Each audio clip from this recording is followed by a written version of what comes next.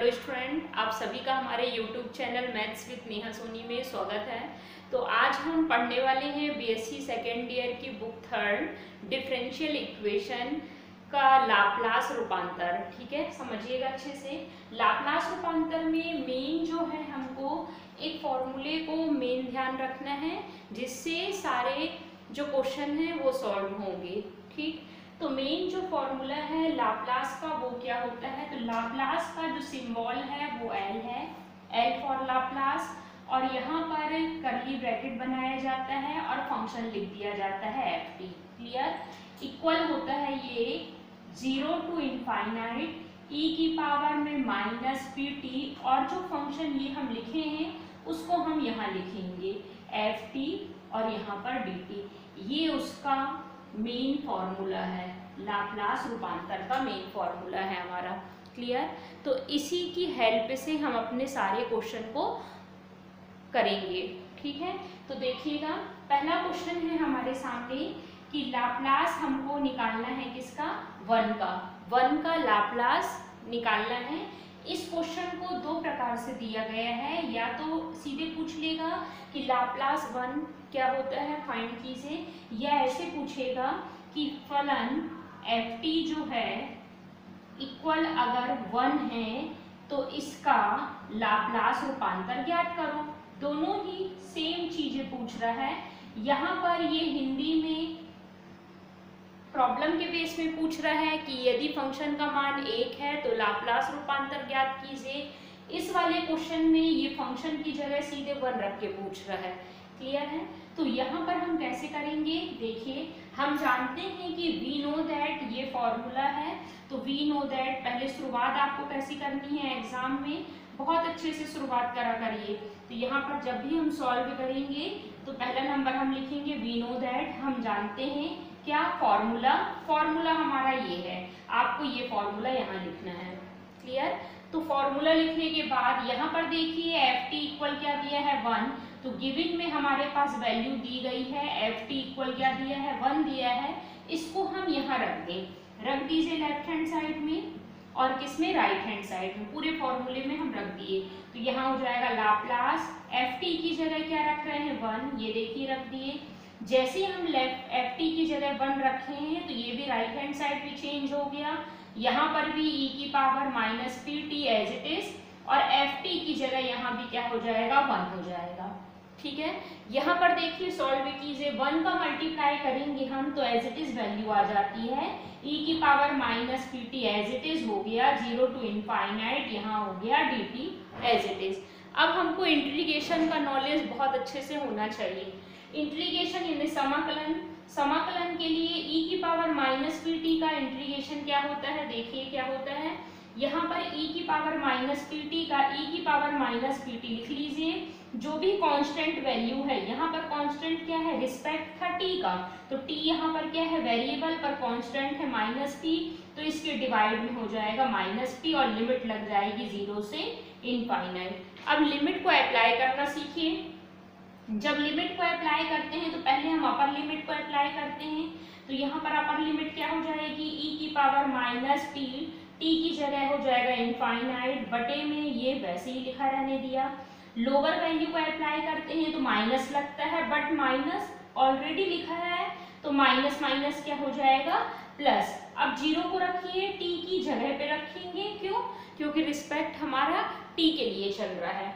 यहाँ पर e की power minus T multiply T का मान हम 0 रख रहे हैं, तो पूरा क्या हो जाएगा 0 हो जाएगा, और डिवाइड में p बस बचा, इसका माइनस, यहाँ माइनस माइनस प्लस हो चुका है।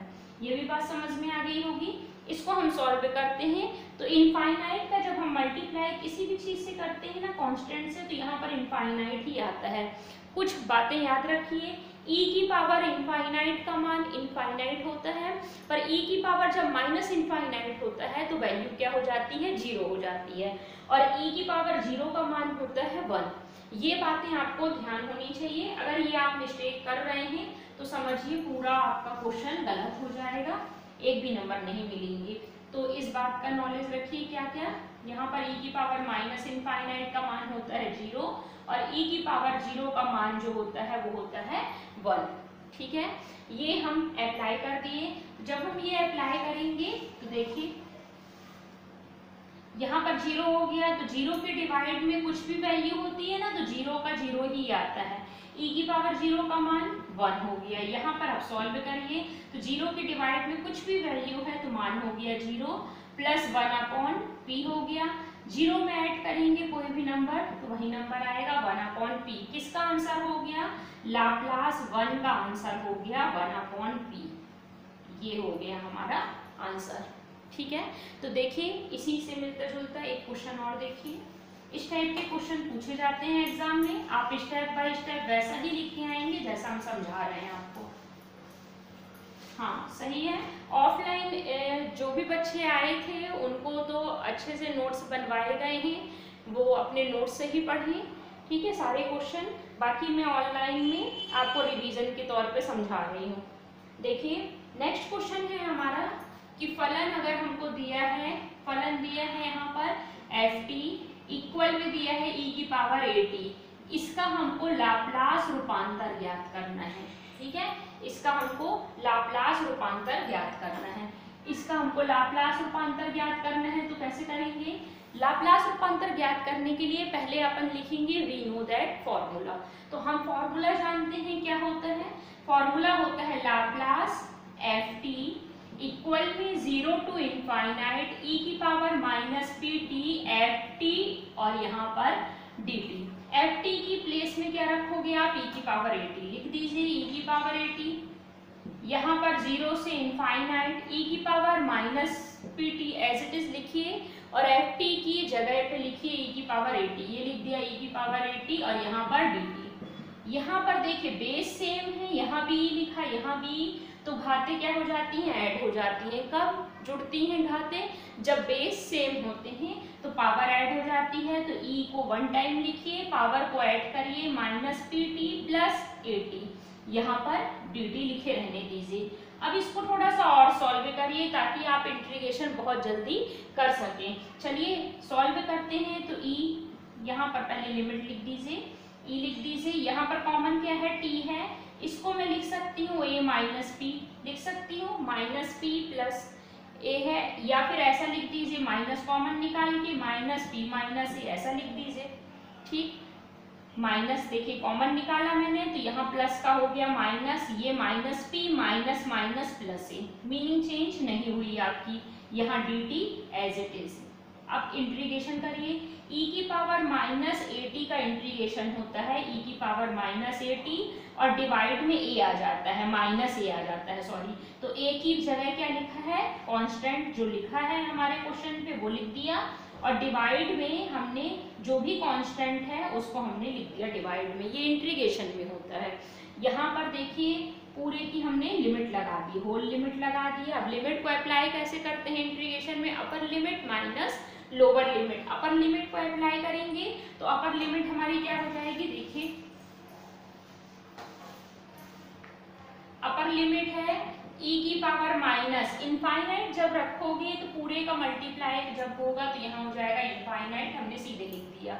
डिवाइड में ये एज इट इज लिख दीजिए, ये देखिए लिख दिया। लोअर का माइनस होता है पर ये ऑलरेडी माइनस में है तो माइनस माइनस हो गया प्लस। इस चीज का ध्यान दीजिएगा, बहुत सारे बच्चे यहीं से गलत करते हैं।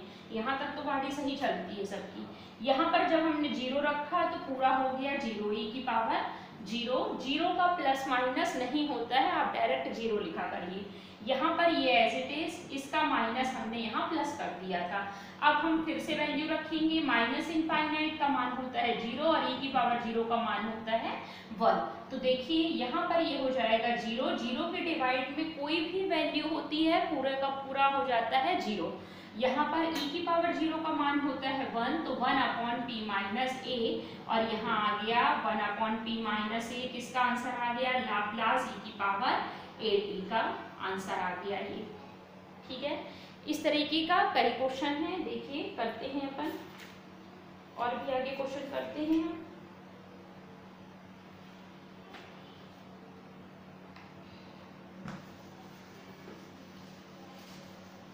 जितने भी क्वेश्चन आपको करा रही हूँ सारे मोस्ट आईएमपी हैं और सारे फर्स्ट टाइप के हैं।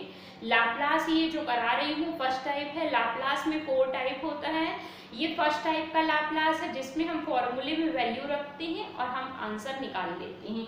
तो देखिए यहाँ पर अगर हमको लाप्लास पूछ रहा है किसका, cos h(at) का लाप्लास बोल रहा है ज्ञात कीजिए, तो कैसे करेंगे, cos h(at). अब इसका फॉर्मूला पता होना चाहिए। लाप्लास में क्या होता है, लाप्लास में कई फॉर्मूले होते हैं। जो बेसिक फॉर्मूले हैं उसका नॉलेज आपको थोड़ा सा होना चाहिए, क्योंकि अब जो हम पढ़ाएंगे सेकेंड टाइप से तो उसके लिए आपको पहले फॉर्मूले रटे होने चाहिए, तब आप सेकेंड टाइप पढ़ सकते हो। यहाँ पर देखिए फर्स्ट टाइप के लिए यहाँ पर cos h(at) का फॉर्मूला डायरेक्ट, अगर h नहीं होता तो लाप्लास का डायरेक्ट फॉर्मूला भी होता है, ठीक है। उसको हम नेक्स्ट वीडियो में आपको समझाएंगे सेकेंड टाइप में कैसे कैसे फॉर्मूले होते हैं। पर यहाँ पर h लिखा है तो यहाँ तो दिक्कत हो गई है ना। cos h(at) है तो cos h(θ) का फॉर्मूला पहले लिखिए। तो देखिए वी नो दैट, हम जानते हैं कि फॉर्मूला cos h(θ) का जो होता है वो क्या होता है, ये देखते हैं अपन।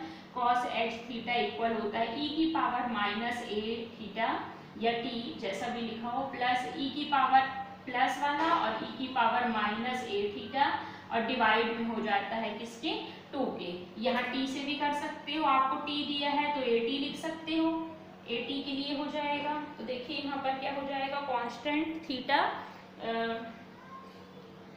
इस टाइप के क्वेश्चन को करने के लिए सबसे पहले आपको पता होना चाहिए cos h(θ) का फॉर्मूला क्या होता है। तो देखिए cos h(θ) जब लिखा हो तो e की पावर थीटा प्लस e की पावर माइनस थीटा डिवाइड में हो जाता है 2 के। पर थीटा की जगह क्या लिखा है ये देखिए, हमको पुट क्या करना है, थीटा की जगह लिखा है 80, लिखा है ना ये 80, थीटा की जगह लिख दीजिए आप 80, ठीक है, चेंज कर दीजिए। तो cos h(at) इक्वल e की पावर 80 प्लस e की पावर -80 और डिवाइड में हो जाएगा 2 हो जाएगा। अब इसको रखिए, दोनों साइड हम क्या लगाते हैं, लाप्लास लगाते हैं। ये लाप्लास करना है ना इसका, दोनों साइड लाप्लास लगाते हैं हम। तो लाप्लास cos h(at), यहाँ पर भी लाप्लास 2 को आप बाहर रख दीजिए, क्योंकि मेरा अपना ध्यान जो है ना वो कांस्टेंट की ओर जाता है, इसलिए आप बाहर निकाल दिया करिए। यहाँ पर हो जाएगा लाप्लास e की पावर 80 प्लस e की पावर -80। क्लियर है। अब इसको हम सेपरेट भी कर सकते हैं। लाप्लास में ये गुणधर्म होता है कि लाप्लास को बांट सकते हैं हम, ठीक है। तो चलिए बांट दें, लाप्लास को बांटेंगे तो यहाँ हो जाएगा लाप्लास e की पावर 80 फिर प्लस लाप्लास e की पावर -80। इसको 2 पार्ट में हम ब्रेक कर सकते हैं, यहाँ पर ब्रेक कर दिया। अब e की पावर 80 का फॉर्मूला आपको पता होना चाहिए। तो देखिए e की पावर 80 का फॉर्मूला क्या होता है, अब भी मैंने पीछे आपको पढ़ाया है कि लाप्लास e की पावर 80 जो होता है बराबर होता है p-a के, अभी आपको पीछे क्वेश्चन में पढ़ाया है, ठीक है। तो रख दीजिए यहाँ पर और यहाँ पर, यहाँ रखेंगे तो क्या हो जाएगा, तो 1/2। वीडियो को बहुत अच्छे से समझिए, एक एक स्टेप बहुत अच्छे से फॉलो करिए तो आप अच्छे नंबर ला सकोगे। क्योंकि अगर थोड़ा सा भी आप नहीं समझ पा रहे हो कहीं बीच में और सोच रहे हो डायरेक्ट छलांग लगा दें, तो ये आपके लिए एग्जाम के लिए दिक्कत हो जाएगी कि आपसे कुछ हो सकता है कि कुछ स्टेप ना बने, है ना। तो वीडियो को बहुत अच्छे से समझिए आप। देखिए यहाँ पर इसकी जगह सारे फॉर्मूले बहुत ही अच्छे से समझिए, वीडियो को पूरा देखिए, तब आपको एग्जाम में इसका बेनिफिट मिलेगा। अदरवाइज आप स्किप कर करके अगर देख रहे हैं, जल्दी जल्दी में देख रहे हैं, तो आप फिर पढ़ाई नहीं कर सकते और अच्छे नंबर नहीं ला सकते, कहने का मतलब ये है। तो देखिए अगर आप अच्छे से देखोगे तो इसका बेनिफिट मिलेगा आपको एग्जाम में जरूर।